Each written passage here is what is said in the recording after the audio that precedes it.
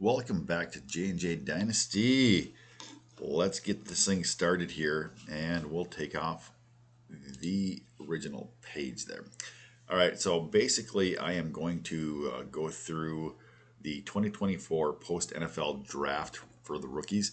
I'm just going to rank them how basically I've seen them coming off of the boards in Superflex. There's been one MFL rookie draft, and I'll be updating that shortly here. So in the next couple days, it was a crazy ass draft. So I don't think you can really glean anything really out of that one. Somebody cut Justin Herbert in that league, and he was drafted at pick 12. I don't know. So you're gonna have to take that one for what it's worth. Oh, also in that league, Tampa Bay's defense got auto picked at pick 7. So way to play Dynasty, fellas. All right, so let's get right into this video. If you like it, please give a thumbs up, share, make a comment. I'd love to get some feedback on it.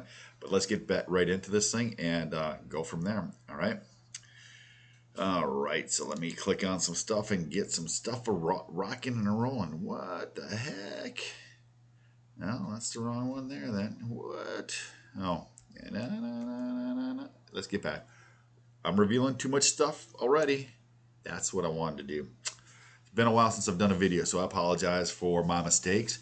And once again, this is a post NFL rookie draft rankings, and I'm just gonna break them down basically in how I think that they're gonna go. Basically about the top 2 rounds or so, 2.5, 3 rounds. And so I'm gonna basically do top 5 quarterbacks, top 20 wide receivers, top 5 running backs, because that's all you're gonna want in the top 2 rounds, and then top 5 tight ends if there is 5 guys that you would actually want in this draft. Let's get into it then. All right, so here we go, and so now I got to take that one off, and we'll go back to the post NFL rookie draft. So this is how I'm thinking that. Oh, look at that! I made a mistake. Caleb Williams, Jaden Daniels, JJ McCarthy, and it should be Drake May, and then Bo Nix and Penix. You got an extra one. You get a 6th quarterback in here. I don't think Penix is really worth drafting or hanging on to. If you got an extra 5th or 6th pick, if you've got Cousins, maybe you want to hang on to him, or you're an Atlanta fan. But basically, you're probably better off getting him off the waiver wire at some point in the season when bye weeks hit and people need kickers and stuff like that. So people will drop guys like Penix. So don't waste a 2nd or 3rd or even a 4th round pick on him. If you got the room, you're in rebuild, big time rebuild. Maybe grab him in the 5th or 6th round.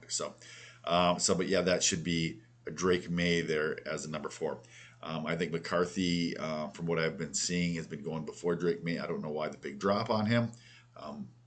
I would assume that May is going to have a better shot at starting this year. Sounds like McCarthy might be sitting all year. And then Bo Nix is a starter also. So, but I just don't like the upside on him. He's probably the product that you're going to get for the next 5 years coming out of college. That's what he's going to be. So he's going to be a fair backup. So if you want to grab him in the 3rd round or something like that, 4th round, by all means, get you some Bo Nix, right? So let's get right into the running backs. And I apologize for the red on the black. I made it bold and it looked like it was bigger or better on my computer. So I apologize for that. All right, let's get into here. And I think you guys probably saw this already, but these are the guys who you're going to be looking at in the first 2 rounds only. Jonathan Brooks, I've seen him go 4 to 6 is kind of where I think that he's going to start going off the board. Realistically, he should be more like 7, 8, 9 in that range. Trey Benson back half of the 1st round, Corum early 2nd, Wright late 2nd, and Marshawn Lloyd, depending on who has Josh Jacobs and who's the Green Bay Packers fans. There you go. He's going to go somewhere in the 2nd round. So that's basically what you have for your rookie running backs. And whoa, whoa! I got to go to skip to my Lou Mandalin image. Boom, yeah, because I got to have Blake Corum on there. So that's what we're doing. We're talking about running backs here. Man, getting rusty, very rusty.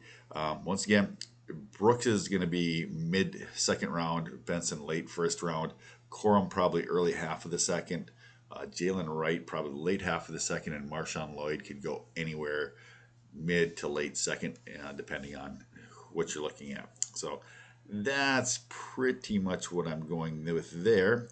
And oh yeah, hey, let's try this one. Yes, we're going to go to wide receivers next.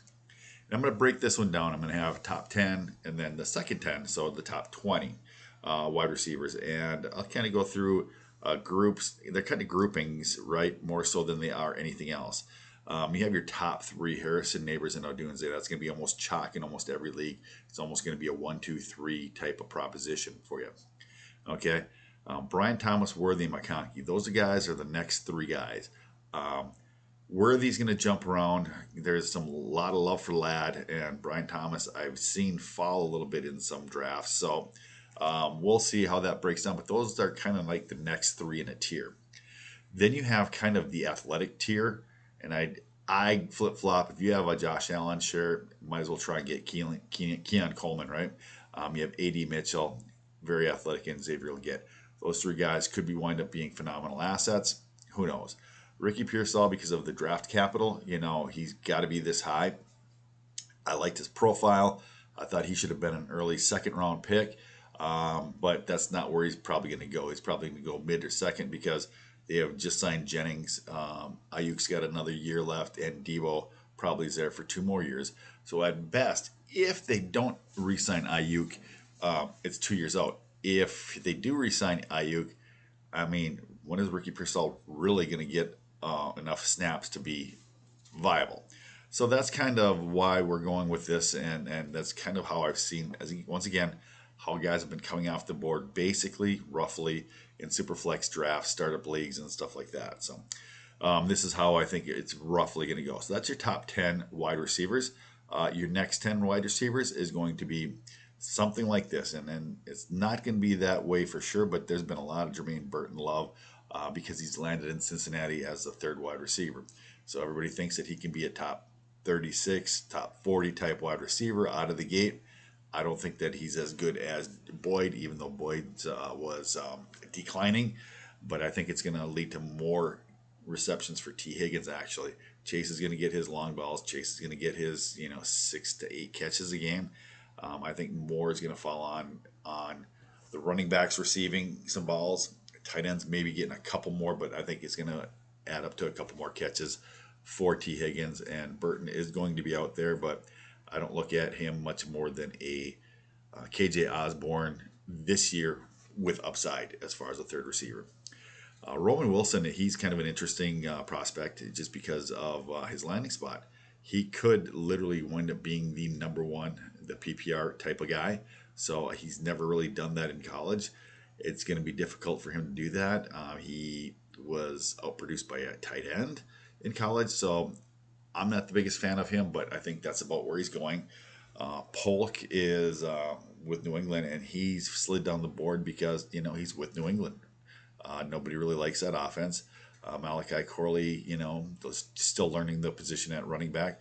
Javon Baker, a lot of people really like his upside, think that he's kind of a steal, but, I mean, you're talking 15, 16 overall for wide receiver.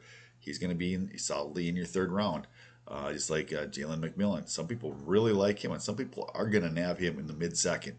I'm just going to tell you that is going to happen, and I don't know why you would do that, but I'd keep Trey Palmer over him, but people cut Trey Palmer, and they're drafting Jalen McMillan in the second round.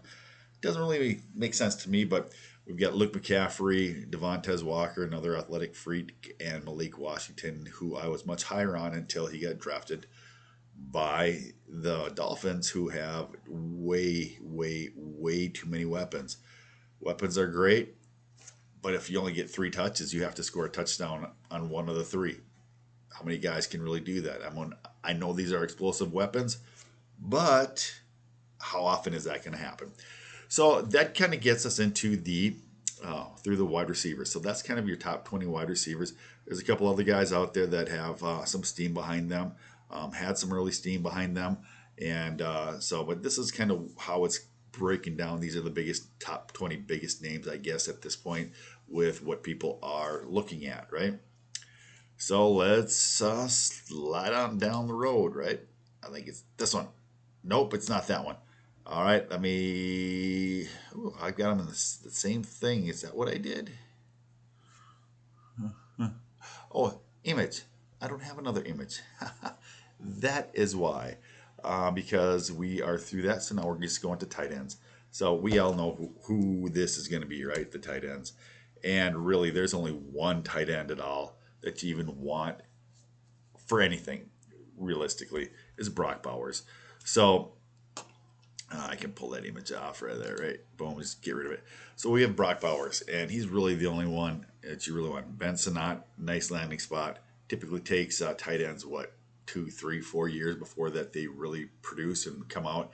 You got a young quarterback. Young quarterbacks typically don't like using tight ends. So there you go. That's a couple things, reasons why I'm not so high on Ben Sinnott. Jatavian Sanders, he was, the number 2 guy forever on it. Everybody likes Stover for the landing spot, and Theo Johnson just because he's an athletic freak. But those are your top 5. I mean, I would really only recommend drafting Brock Bowers. I think all the other guys are going to take a couple, 2, 3 years before they really produce. Keep them in the back of your head. Pick them up at the end of the year. Get them on your if one guys go on your IR, grab them. Other than that, not so much. So, all right, that's kind of the quick hitting video we put out here. So that's kind of the stuff, the rankings for the 2024 post NFL draft rookies, based off of Superflex and stuff. But this is how I think that guys are going to go off on the one quarterback leagues. And once again, I do all MFL draft or MFL leagues. So the one quarterback standard PPR type of leagues, and that's what this is about. And once again, if you like the video, give a thumbs up, subscribe. I'm going to be doing these type of videos. I'm actually going to be producing standard one quarterback MFL draft, actual draft ADP on them. So I've got one draft. There was one draft in May. A couple of them more are coming up here in the first week, and I'm going to try and drop them about one a week, because I don't want to spend a ton of time. And this video here is just really quick and stupid. Still, it's costing me about 2-3 hours here on the weekend. So just wanted to let you guys know that this is for your early June drafts here. This is kind of how you probably want to look at them, these guys, and gives you an idea at least where guys are going to go off the board and go from there. So, all right, well, you guys have a great weekend. Good luck in your June drafts. Look for more content to come. Like, follow, subscribe. Always hit the bell so you get notifications when the new stuff is dropping. Still haven't gotten a new computer, so I do want to start doing some live stuff. If I can get one of the other Jays to come in with me and do some actual talking about our teams and trades and stuff that we're trying to do, that's what we're going to try and get to. We'll see if it ever happens. But hey, this is still fun. With that being said, I will kind of get out of here with this and keep on going then. All right, well, you guys all have a great day. We're going to go back to the full board, and have a good night.